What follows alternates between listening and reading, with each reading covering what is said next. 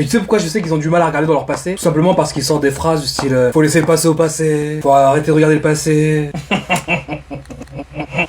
Y'a que les gens mal à l'aise qui sortent ce genre de phrases. Tout cela est désormais fini. By any means necessary. La leçon numéro 16. Tu l'attendais.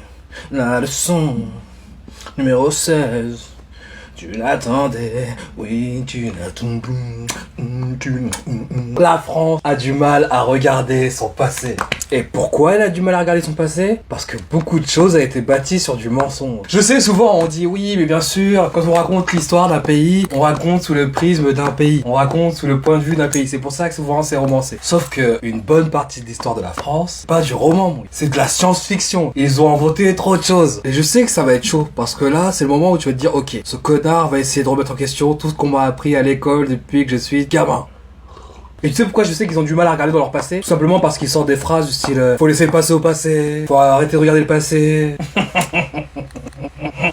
Y'a que les gens mal à l'aise qui sortent ce genre de phrases. Autre raison pourquoi elle a du mal à regarder dans le passé? Tout simplement parce que si demain elle devait rectifier son passé, rectifier son histoire, elle détruirait tout ce sur quoi elle a construit son privilège blanc. Le privilège blanc s'est créé avec l'histoire. Énième raison pourquoi elle a du mal à regarder avec son passé? Va dire à des millions de gens, bon écoute, ce qu'on vous a dit c'est du mytho, on doit réécrire un millénaire d'histoire de la France, mais ça va se saigner du nez, ça va...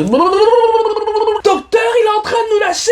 Son cerveau a explosé, AVC direct! Et tu sais à quoi je vois encore qu'elle a du mal à regarder son passé? Regarde leur réaction quand tu leur parles de racisme, ou d'esclavage, ou de colonisation. C'est bon!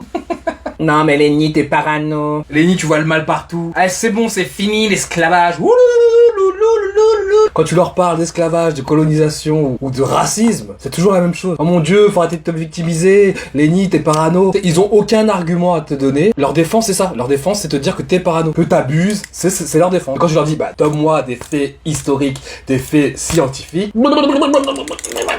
Et comme elle a du mal à regarder dans son passé, bah, elle peut pas résoudre ses problèmes du présent. En fait, la France, c'est un enfant à qui on a dit, va ranger ta chambre. Il a tout caché sous le lit et il a juste mis la couverture. Et quand t'arrives, il te montre la couverture. Il te dit, c'est propre. Ah non, mec, c'est pas rangé. C'est caché sous le lit. Et à un moment, tout ce que t'as caché, t'as beau le cacher, ça marche un temps. Bah, ça déborde sous le lit. Et bah, la France, c'est ça. Tu sais, là où je sais que la France a un problème avec son histoire encore? Prends l'esclavage. La France, c'est la seule nation. Depuis le 21 mai 2001, la France reconnaît que la traite négrière est un crime contre l'humanité. Donc, elle reconnaît que son passif d'esclavagiste est un crime contre l'humanité. Et c'est aussi la seule nation qui ne fait aucune réparation. Tu serais pas en train de nous jouer un peu de ukulélé, ukulélé? Je veux voir la personne qui va dire aux Français qu'une grosse partie qu'on leur a inculquée, c'est du mytho. Que c'est jamais Condorcet et Laplace qui ont trouvé le maître, que le maître existait bien avant même que la France existe. Bien avant que le mot Gaule existe. Bien avant que la Gaule existe, le maître existait déjà. Je veux voir la personne qui va dire aux gens Pythagore et Thalès n'ont jamais rien trouvé, que tout ça c'est du mytho. Je veux voir ces personnes qui vont dire que le siècle des Lumières c'était juste des siècles de mythos. L'égyptologie, la science qui a été faite pour étudier l'Égypte antique, elle n'a pas été faite pour étudier, elle a été faite pour mitonner, pour remplacer, pour falsifier. Voilà à quoi elle sert cette science égyptologique. L'anthropologie, aujourd'hui on vous dit que c'est l'étude de l'être humain, l'anthropologie. À la base, l'anthropologie ça a été fait pour classifier les races. Demandez à n'importe quel anthropologue, demandez-lui pourquoi on a créé l'anthropologie. L'anthropologie à la base, c'était pour une science pour montrer aux Français que la race blanche était supérieure à toutes les autres races. Et ces gens-là, ces gens qui ont créé ces sciences, c'est devenu les pères. Les pères. Les pères. Les pères.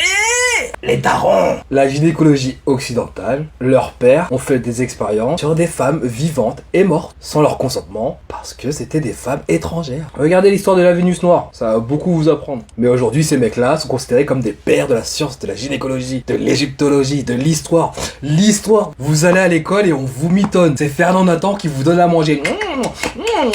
Tout ce qu'il raconte, c'est bon. Top. Calmez-vous, peuple rose.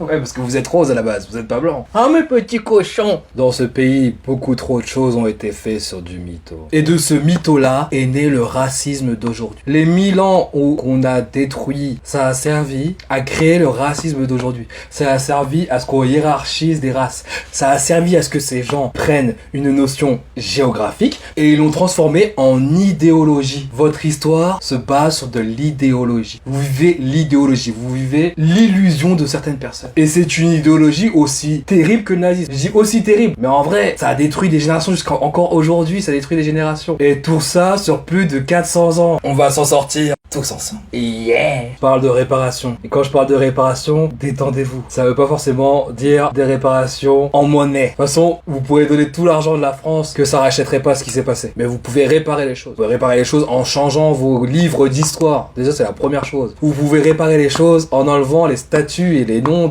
d'esclavagistes, clairement. De toute façon, vous l'avez bien vu. Si vous le faites pas vous, on le fera nous. Vous avez vu ce qui s'est passé en Martinique. Ce genre d'action, c'est de l'action qui va prendre de l'ampleur. On est avec vous, les Martiniquais! Moi, je pars du principe que du moment où t'as du mal à entendre ou à parler de racisme, gros, c'est qu'il y a un souci. Tu sais que c'est pas net, tu sais que c'est pas clair. Tu ne vois pas les couleurs, mais dès qu'il y a une ministre noire, ah, Cheetah, on ressemble à un singe. Mais tout ça, ça voit pas les couleurs. Toi, tu vois peut-être pas les couleurs, mais ton directeur de chaîne de télé, lui, il les voit, les couleurs. Toi, tu vois peut-être pas les couleurs, mais la police, quand elle contrôle mes frères et sœurs, il les voit, les couleurs. Toi, tu vois peut-être pas les couleurs, mais quand je regarde l'Assemblée nationale, ouais, non, je vois pas de couleurs, je vois que du blanc, putain. Du rose. Vous savez à quoi on voit qu'un homme évolue? C'est parce qu'il ose se remettre en question. Vous savez à quoi on voit qu'une nation évolue? C'est parce qu'elle ose se remettre en question. Donc dès le moment où vous vous remettez en question, c'est gagné. Ça veut dire que vous avancez. Dès que vous faites des phases du style ah vas-y on arrête d'en parler, c'est relou, frère, tu restes dans le passé, tu stagnes. Et je te le dis pour toi, regarde, je te le dis pour toi, parce que tu vas rester coincé dans le passé quand les autres vont avancer. Et toi tu seras là, frère, on sera déjà loin, on sera loin. On te regardera comme un vieux. La France est un pays qui n'a même pas un mois d'histoire des Noirs. Enlève les États-Unis, parce qu'on va me dire les États-Unis c'est une autre histoire. Prends Londres. Londres, ils ont un Black History Month depuis 30 ans. Et ça a été créé pour montrer aux Britanniques l'apport de la diaspora, l'apport des hommes et des femmes noirs dans l'histoire de la Grande-Bretagne. Prends la France, qui s'est bâtie sur l'esclavage, je le rappelle. Sans l'esclavage, pas de villes comme Bordeaux, Nantes, La Rochelle, Le Havre. Des hommes noirs grands en France, des femmes noires qui ont fait des choses... Non. Ils n'avaient pas le génie intellectuel. Et vous allez me dire, Lenny, tu mens. Gros, moi j'oppose l'histoire à l'histoire. On verra bien qui a raison. Opposons notre histoire à votre histoire et voyons qui a raison. Voyons voir dans quelle histoire la vérité s'imbrique le mieux. Mais je sais que vous allez pas le faire parce que...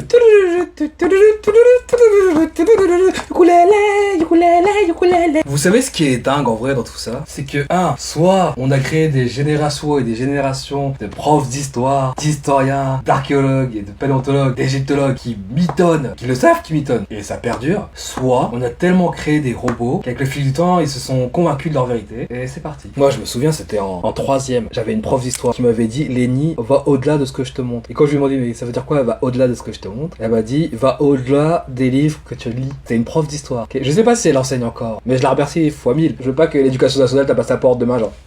C'est toi qui as allumé la mèche avec Lenny? Vous vous rappelez l'année dernière, mars 2019, c'était à Nantes. Il y avait un devoir qui avait été donné à des élèves de CM2 avec marqué, remplissez, c'était un texte à trous, il fallait remplir les bienfaits de la colonisation. Les bienfaits de la colonisation. Attends, t'as peut-être pas entendu. Les bienfaits de la colonisation. En 2019, on compare des millions de morts, des millions de viols, des coupages de mains, de langues, la destruction de religions, de terres, de peuples, et l'éradication totale de peuples. Et on compare ça à des bienfaits, à des actes civilisationnels. Et la colonisation n'est toujours pas reconnu comme un crime contre l'humanité. Il leur faut plusieurs siècles pour reconnaître quelque chose. Donc à mon avis, d'ici 200 ans, je pense qu'on reconnaîtra la colonisation comme un crime. Je suis un peu en avance, je vous le dis. Ouais, peut-être pas 200 ans. Allez, 100 ans. 100 ans, je suis en attendant, serrez les dents fort, quoi. Si vous voulez faire fermer sa bouche à un raciste, il n'y a pas d'autre choix. Et il faut apprendre, et il faut lire. Comme ça, tu lui fais bien fermer sa bouche quand vous êtes sur le terrain historique. Je dis avec les peuples roses, mais des fois, c'est même les mecs de chez nous qui nous croient pas, quoi. Moi, j'ai un pote humoriste. Je dis pas qui c'est parce que je veux pas le détruire. Mais il a du mal. Quand je lui dis l'Égypte est noire, tu dis mec, tu crois même pas en tes historiens, tu crois même pas en tes frères. Non, attends, je vais aller voir dans le monde si c'est vrai ou pas. J'attends que le Parisien me le dise. Un jour, pendant une interview, il y a une journaliste qui m'a dit, donc pour vous, le racisme, c'est le cancer de notre société. J'ai dit non, le racisme, c'est pas le cancer de notre société. Le cancer de notre société, c'est l'ignorance. On a pu nous mettre des trucs dans la tête parce qu'on était ignorants. On a su nous diriger parce qu'on était ignorants. C'est le fait de ne pas vouloir se renseigner, de ne pas vouloir lire, de ne pas vouloir rechercher par soi-même la vérité qui est le cancer de cette société. Le racisme, il naît de l'ignorance des gens. Les gens ont pu vous manipuler, vous faire penser certaines choses, vous faire apprendre certaines choses parce que vous étiez ignorants. Ça marche quand vous êtes un enfant, ça marche quand vous êtes un ado, mais aujourd'hui, en 2020, quand il y a internet, quand tu peux te nourrir, quand t'as des tonnes de livres qui en parlent, c'est que t'as choisi d'être ignorant. Tu l'as choisi. C'est de ta faute. Donc les peuples bruns, prenez votre histoire en main. C'est Cheikh Anta Diop qui disait, à savoir égal, la vérité triomphe. On laissera plus passer la falsification historique, qu'importe la forme de racisme, même si c'est en blague. On laissera plus passer les ingérences de nos politiques. On laissera plus passer cette fausse histoire qui a fait le moule de notre société. Waouh! Le racisme est né de tout ça. Je vous fais des bisous, mes enfoirats. Tremblez de joie, tremblez d'effroi. Brrr, ukulélé. Le garçon est mignon, la veste est mignonne. Aleni est là, joli garçon est là, la vérité est là. Love and peace and unity.